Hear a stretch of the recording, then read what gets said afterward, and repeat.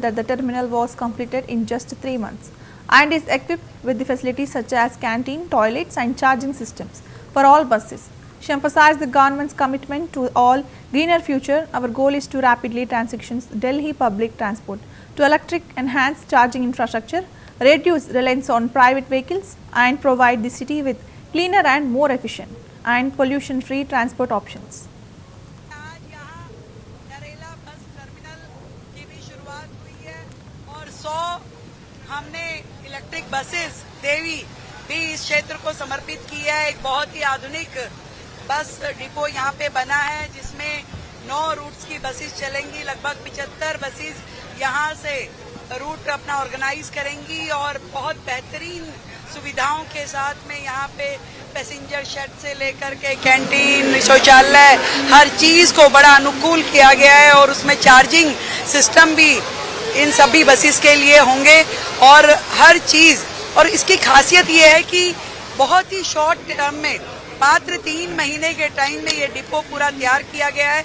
हमारी कोशिश है कि जल्द से जल्द दिल्ली को इस पूरा का पूरा परिवहन सिस्टम जो हमारा सरकारी है वो इलेक्ट्रिक पे आए। हम पूरी दिल्ली को चार्जिंग स्टेशंस की बेहतर सुविधाएं दे पाएं और पूरा परिवहन सिस्टम जो दिल्ली का है वो अपडेटेड हो, जनता को दिक्कतें ना आए। जितना परिवहन सिस्टम हमारा अपडेटेड होगा उतना ही सड़कों पे दबाव कम होगा निजी वाहनों का और दिल्ली में बेहतर सुविधाएं, पॉल्यूशन फ्री सिस्टम हम दे पाएं। तो मुझे खुशी है कि ये जो डीटीसी विभाग को पूरी तरीके से डंप कर दिया गया था, जिस तरीके से बसों की शॉर्टेज थी, रूट रैशनलाइजेशन नहीं थी और जहाँ जहाँ रूट्स की जरूरत थी वहाँ पे बसें पहुँच नहीं पा रही थी, धीरे धीरे सारी व्यवस्थाओं को हम पटरी पे लेके आ पा रहे हैं। हर प्रकार की बसों को दोबारा से चलाने की योजनाएं बनाई जा रही हैं। कर्मचारियों से पूरा काम लेने के लिए सारी काम किए जा रहे हैं और रूट भी इस प्रकार से हों कि जनता की पूरी जरूरतें हम कर सकें, तो उस पर काम हो रहा है। दिल्ली रंग बिरंगी है, अनेक रंगों का उपयोग होना चाहिए। उसमें कोई ऐसा किसी किताब में नहीं लिखा कि एक ही रंग की चलानी है। तो ये भी एक्सपेरिमेंट है कि कुछ हरी, कुछ ऑरेंज, ऐसे दिल्ली रंग बिरंगी रंगों में। आज इतने सारे राज्य दिल्ली में रहते हैं, हर एक के अपने रंग हैं। आज भगवान प्रभु जगन्नाथ जी की रथ यात्रा का दिन है। हमने प्रभु को ये समर्पित कर दी है। पीला रंग, ऑरेंज रंग सब प्रभु के रंग है। हाँ, ये प्रश्न है तो अगले रंग का इंतजार हो सकता है और इन्हीं रंगों को भी चलाया जा सकता है। बहुत बहुत शुक्रिया।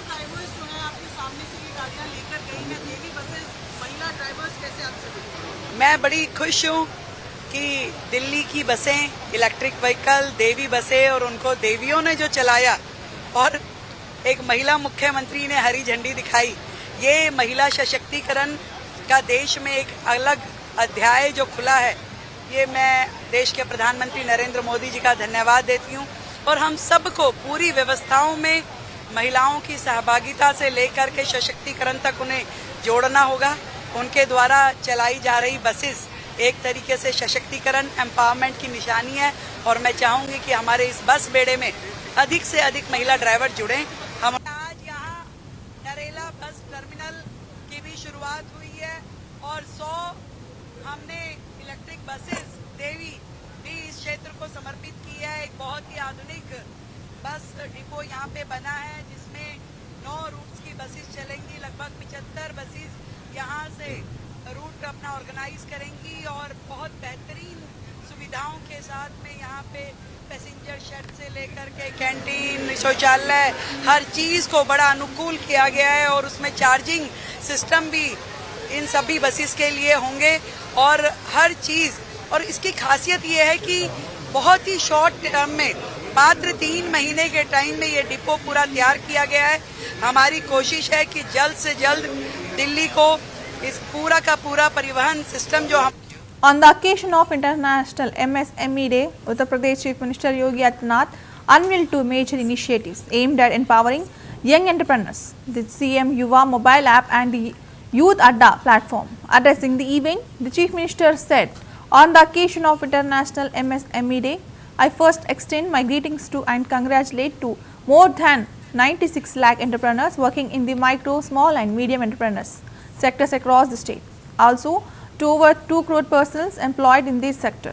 The CM Yuva app is designed to digitally connect youth with job opportunities, government schemes, incubation center and training programs. Meanwhile, the Youth Adda will serve a vibrant hub by initiation as memberships and networking among the startups and aspiring business leaders. International MSME day के अवसर पर आयोजित आज के इस कार्यक्रम में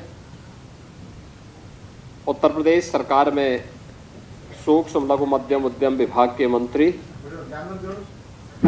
श्री राकेश सचान जी, कृषि उत्पादन आयुक्त और अपर मुख्य सचिव वित्त श्री दीपक कुमार जी, प्रमुख सचिव MSME श्री आलोक कुमार जी,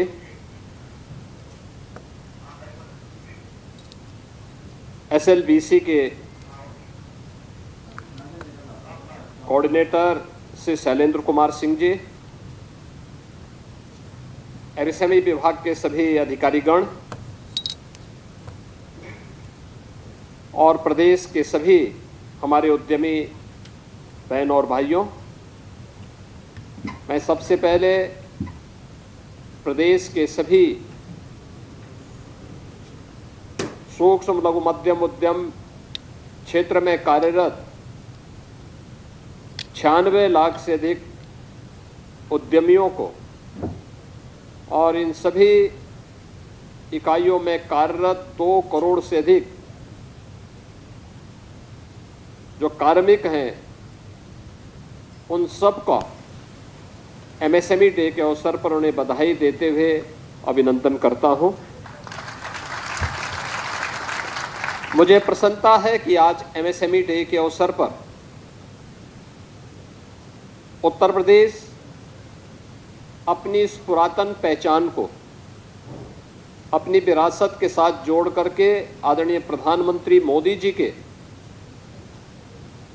विकसित भारत की परिकल्पना को एक आधार प्रदान कर रहा है। पिछले 8 वर्ष में उत्तर प्रदेश की डबल इंजन की सरकार ने हर एक क्षेत्र में कुछ नया किया है, लीक से हट करके कुछ नयापन करने का प्रयास किया है। उसकी एक झलक अभी यहां मंच के माध्यम से आपको देखने को मिली और प्रदेश के परसेप्शन में आया हुआ बदलाव ये इसी का परिणाम है। Congress leader Digvijay Singh remarked that for the first time the central government had politicized an issue that was originally non-political by launching a year-long national-wide campaign. He pointed out that the matter being highlighting was already 5 decades old and questioned why no attention was being paid to what he described as an announced emergency. Ongoing for the past 11 years, Singh alleged that people were being arrested without being granted bail and charge sheets. He also recalled that then chief of the RSS has reported this imposition of emergency. ये पहली बार हुआ है कि केंद्र सरकार ने एक राजनीतिक मुद्दे को, अराजनीतिक मुद्दे को राजनीति के रूप में पूरे देश में 1 साल तक अभियान चलाने के निर्देश दिए हैं। मेरे पास सेक्रेटरी कल्चर का पत्र है कि किस प्रकार से ये आदेश दिया गया है कि इनके इमरजेंसी के खिलाफ एक अभियान चलाओ। अरे 50 साल पुरानी बात है। अभी तो 11 साल आपके सरकार में जो अघोषित इमरजेंसी चली हुई है, लोग बाग गिरफ्तार हैं, चार्जशीट के बिना उनकी जमानत नहीं हो पा रही है। ये तो अघोषित इमरजेंसी और अघोषित तरीके से जो संविधान के खिलाफ कार्रवाई की जा रही है, लोगों के अभिव्यक्ति के अधिकार को छीना जा रहा है, ये उससे भी ज्यादा खतरनाक है। दत्तात्रेय होसबोले कह रहे हैं कि जिन लोगों ने इमरजेंसी लगाई वो अब जेब में संविधान लेकर घूम रहे हैं। राहुल गांधी भी निशाना साधा। ये क्यों भूल जाते हैं, तत्कालीन सरसंघचालक जी ने इमरजेंसी का समर्थन किया था, देवरस जी ने। सर, राजनाथ सिंह जी ने एससीओ पर साइन करने से मना कर दिया, जो बैठक हुई थी उसमें आता था, उसको लेकर। मुझे जानकारी नहीं, देखने की बिना मैं नहीं बोल सकता। कल भी करा था आदिवासियों को लेकर, मध्य प्रदेश को लेकर देवास का ये। हाँ, बात यह है प्रदेश में जिस प्रकार से आदिवासियों के साथ अन्याय किया जा रहा है, बरसात में उनके घर उजाड़े जा रहे हैं, ये अमानवीय है। इसकी हम घोर निंदा करते हैं और मांग करते हैं कि इसमें अनेक अदालत के आदेश भी हैं कि वर्षा के समय बरसात में किसी का घर ना गिराया जाए। सर, महाराष्ट्र में हिंदी को लेकर विवाद चल रहा है। बात यह है कि ये सारी बातें जो है, भाषा का सवाल जो है, हर व्यक्ति को अपने बच्चों को मातृभाषा में पढ़ाने का अधिकार है, लेकिन साथ में जो 3 लैंग्वेज फार्मूला है उसमें बात शामिल हो जाती है। बिहार चुनाव आने वाले, सर, किस तरह का परिदृश्य देखते हैं, क्योंकि प्रशांत किशोर भी चुनाव में। देखिए, बिहार चुनाव में सबसे बड़ी बात यह है कि जो अभी माननीय चुनाव आयोग ने एक नया फॉर्म दिया है कि जिनके वोट हैं उनको भी ये प्रमाणित करना पड़ेगा उनका पासपोर्ट है कि नहीं है, और दुनिया भर का है। उसको हम लोगों ने हाईलाइट भी किया है, कांग्रेस पार्टी ने। अब आप बताइए, इंदौर में ऐसे कितने लोग होंगे जिनके पास पासपोर्ट होंगे? ये पहली बार हुआ है कि केंद्र सरकार ने एक राजनीतिक मुद्दे को। Madhya Pradesh Chief Minister Mohan Yadav participated in Yuv Sandak program at the Municipal Corporation office in Bhopal, where he interacted with the young citizens and emphasized their role in shaping a progressive India. The event focused on youth empowerment, civic engagement and leadership development. CM Yadav encouraged participants to contribute actively to the state's growth and highlighted government initiatives aimed at supporting education, employment and entrepreneurship among the youth. अच्छा, प्रधानमंत्री जी, और इस अवसर पर आप सभी youth parliament के माननीय सभी आज के इस पार्लियामेंट के यूथ पार्लियामेंट के माननीय सांसदगण, है ना, ऐसे ही बोलेंगे ना, मंत्रिमंडल भी बना, मैंने सुना बना है। देखो, ये है आनंद हमारे बीच, ये होना चाहिए। लोकतंत्र में हमारा इन्वॉल्वमेंट कराने के लिए इस रोचकता के भरोसे से अपने में से जब हमको मौका मिल जाए तो हम क्या करेंगे, ये अपने अरमान सबके दिल में रहते हैं। तो अरमानों का मूर्त रूप लेने के लिए आज आप सब लालायित। मैं 2-4 लोगों से प्रश्न पूछना चाहूँगा, तो आप में से अपन संवाद करते बात कर लें। देखिए, यहाँ तो आपकी अनुमति लगेगी, अब आपकी की तो लगेगी नहीं। सभापति जी ने अनुमति दे दी, भाई है बड़े उदार हैं, बहुत है। मैं ये पूछ रहा हूँ कि आपातकाल के 50 वर्ष हुए और आज इस पे क्यों बात कर रहे हैं, क्या जरूरत है इसकी बात करने की? नेता प्रतिपक्ष से पूछ लेते हैं। मेरा ये मानना है, सबसे पहले आपको अभिवादन माननीय मुख्यमंत्री जी। मेरा ये मानना है, एक मिनट में थोड़ा संशोधन कर दो, यहाँ अध्यक्ष को संबोधित करके बात कर लो ना। ये सेक्रेटरी महोदय हैं, अध्यक्ष जी अभी आएंगे। अच्छा, मैं अध्यक्ष चलो माफ करना, चले कोई बात नहीं, हम समझे आपने टेम्परेरी व्यवस्था उनके नीचे करा दी। चलिए कोई बात नहीं, बताएं। मेरा ये मानना है कि हम जब इतिहास को देखते हैं तभी हम सीख लेते हैं। तो आज अगर हम इतिहास का संशोधन करेंगे तभी हम ये सीख पाएंगे कि हमने क्या गलतियां की, हमारी सरकारों ने क्या गलतियां की जो आगामी आने वाली पीढ़ियों को नहीं करनी है और आगामी आने वाली सरकारों को भी नहीं करनी है। धन्यवाद। मैंने प्रश्न क्या किया था, ध्यान में है क्या किया था? कि हम इमरजेंसी को के बारे में फिर से क्यों ये मौके पार्लियामेंट के लिए। अच्छा, प्रधानमंत्री जी, और इस अवसर पर आप सभी यूथ पार्लियामेंट के माननीय सभी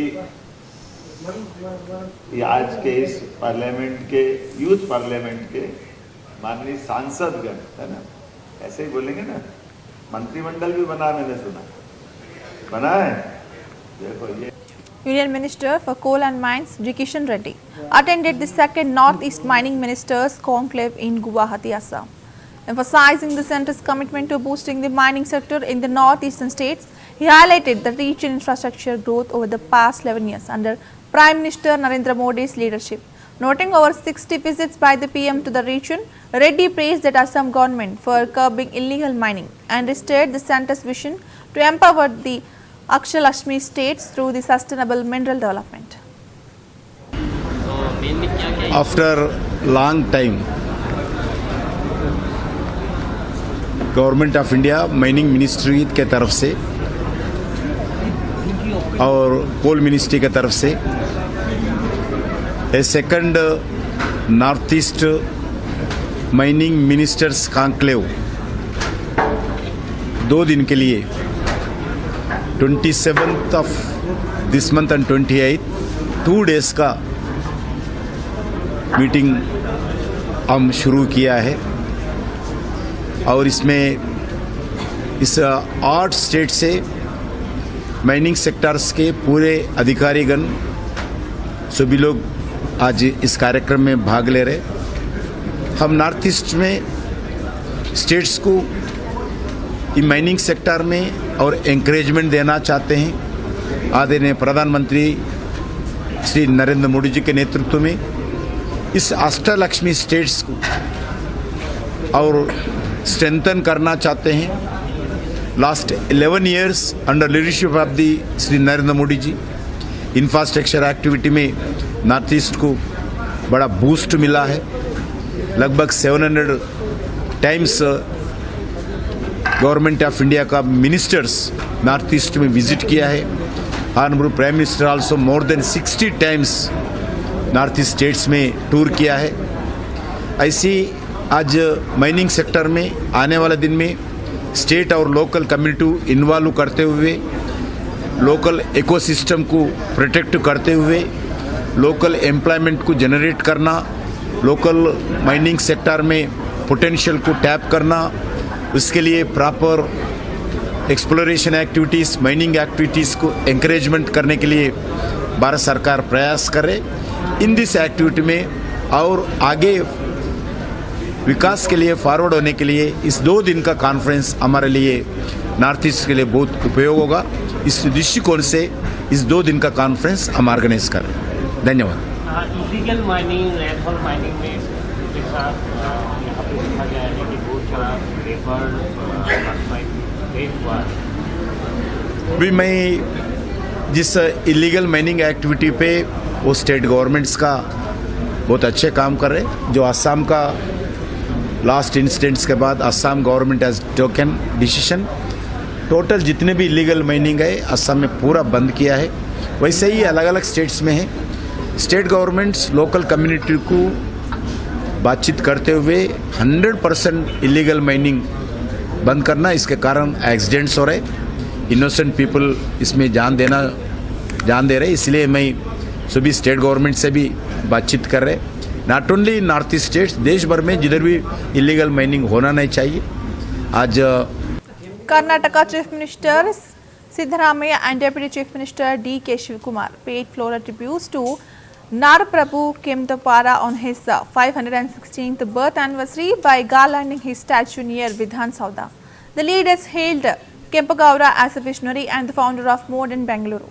The event was part of the larger celebration organized by the state government, BBMP and the Kemvakpora development authorities to honor his legacy and contribution to urban planning and civic administration.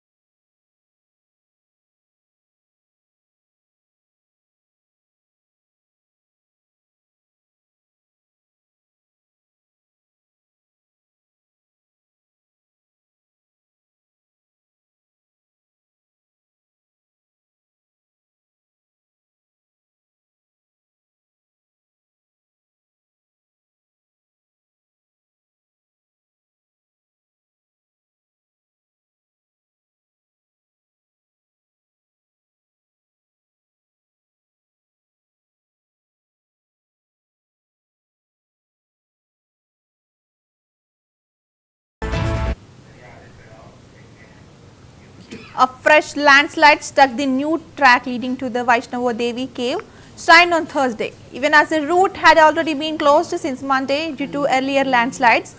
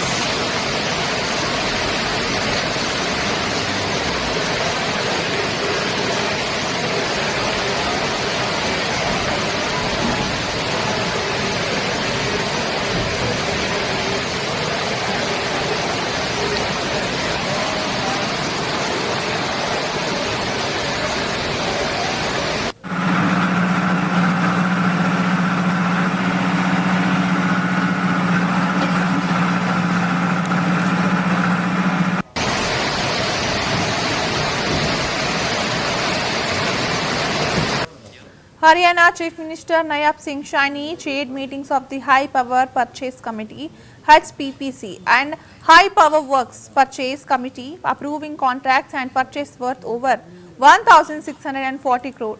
The approvals include sanitation equipment for villages, educational resources for rural libraries, and infrastructure projects like road upgrades and hospital expansion. Notably, 61 crore was saved through negotiations with the bidders. The CM emphasized quality and timely completion of all sanctioned works.